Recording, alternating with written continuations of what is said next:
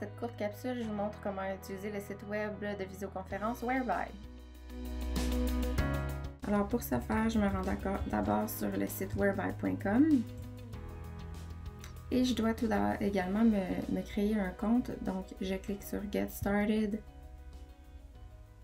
Et l'idéal, c'est de se connecter avec son compte Google. Donc, à la Commission scolaire de Laval, nous avons tous un compte Google qui est associé à notre compte, à notre bureau virtuel, donc notre compte Microsoft. Donc, en cliquant sur Sign up with Google, ça va me donner la possibilité d'utiliser mon compte Google. Donc, on voit qu'il est déjà connecté ici. Donc, je fais juste cliquer là-dessus, puis j'ai pas d'étape supplémentaire à réaliser.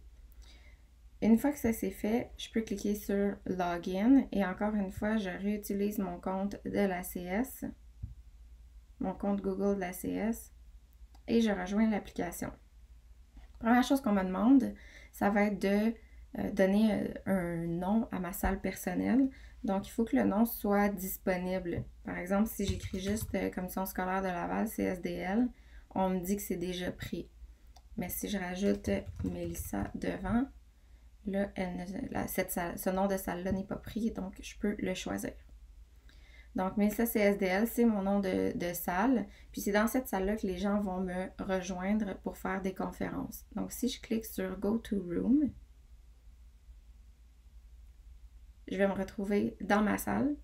Et c'est à cet endroit-là ici qu'on m'offre le lien. Je copie le lien et là, je peux l'envoyer par courriel à n'importe qui que je voudrais qu'il rejoigne, dans le fond, ma visioconférence. On voit ici que j'ai une version non payante qui me laisse jusqu'à 4 participants. Puis ça fonctionne super bien, il n'y a pas de limite de temps. On peut passer toute la journée dans une même salle sans problème. Et il y a les mêmes options, donc bon, je peux ajouter les gens de cette façon-ci. Il y a une fonction chat, donc je peux envoyer des messages de cette façon-là. Je peux aussi partager mon écran, donc en cliquant sur Share Screen, je partage mon écran de cette façon-là. Donc là, je peux venir choisir mon écran et c'est là c'est ce qu'on va voir, c'est ce que les participants vont voir. Ça fonctionne super bien. Puis la version gratuite fait vraiment le travail là, si on est une petite équipe à travailler ensemble. Et quand je veux quitter ma salle, j'ai juste à cliquer sur Leave. Bon, ça c'est les fonctions payantes. Je ne la veux pas. Donc je vais retourner ici. La version gratuite aussi ne nous permet pas d'ajouter plusieurs salles. Donc on doit fonctionner avec une seule salle. Et vous voyez ici Join Other Room. Donc, si je clique là-dessus, puis que, par exemple, je connais déjà le nom de salle d'une collègue ou peu importe, au lieu qu'elle m'envoie le lien, je peux tout simplement écrire, par exemple, les gens avec qui je travaillerai régulièrement, on se dit à 11h, on se rejoint dans ma salle.